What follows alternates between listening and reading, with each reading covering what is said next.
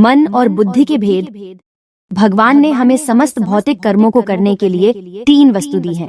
1 बुद्धि, 2 मन, 3 इंद्रियों का समूह यह शरीर। बुद्धि के द्वारा हमें जानना होता है, मन के द्वारा हमें मानना होता है और इंद्रियों के द्वारा हमें करना होता है। इसके लिए पहले इच्छा और कामना का भेद समझना होगा। कामनाओं का जन्म बुद्धि के द्वारा होता है और इच्छाओं का जन्म मन में होता है। बुद्धि का निवास स्थान मस्तिष्क होता है और मन का निवास स्थान हृदय होता है। बुद्धि विषयों की ओर आकर्षित होकर कामनाओं को उत्पन्न करती है और इच्छाएं प्रारब्ध के कारण मन में उत्पन्न होती हैं। कामना जीवन में कभी पूर्ण नहीं होती है, इच्छा हमेशा पूर्ण होती है। बुद्धि के अंदर विवेक होता है। यह विवेक केवल मनुष्यों में ही होता है, अन्य किसी योनि में नहीं होता है। यह विवेक हंस के समान होता है।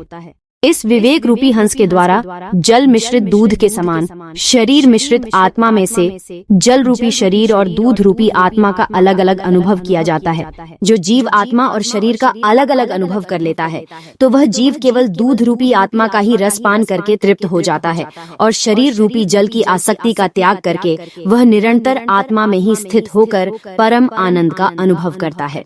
मनुष्य शरीर रथ के समान है। इस रथ में घोड़े रूपी इंद्रियां हैं, लगाम रूपी मन है, सारथी रूपी बुद्धि है और रथ के 2 स्वामी जीव कर्ता भाव में अहंकार से ग्रसित रहता है और आत्मा दृष्टा भाव में मुक्त रहता है। जब तक जीव का विवेक सुप्त अवस्था में रहता है तब तक जीव स्वयं को कर्ता समझकर शरीर रूपी रथ के इंद्रियों रूपी घोड़ों को मन रूपी लगाम से बुद्धि रूपी सारथी के द्वारा चलाता रहता है तो जीव कर्म के बंधन में फंसकर कर्म के अनुसार सुख दुख भोगता रहता है। बिनु सत्संग विवेक न हुई, राम कृपा बिनु सुलभ न सोई। जब जीव का विवेक भगवान की कृपा से सत्संग के द्वारा जागृत होता है तब जीव मन रूपी लगाम को बुद्धि रूपी सारथी सहित आत्मा को सौंप देता है। तब जीव अकर्ता भाव में दृष्टा भाव में स्थित होकर मुक्त हो जाता है।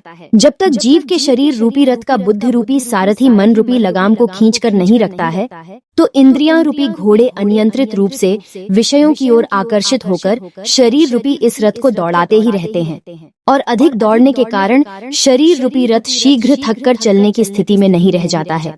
फिर एक दिन काल के रूप में एक हवा का झोंका आता है और जीव को पुराने रथ से उड़ाकर नए रथ पर ले जाता है। आत्मा ही जीव का परम मित्र है। वह जीव को कभी भी अकेला नहीं छोड़ता है।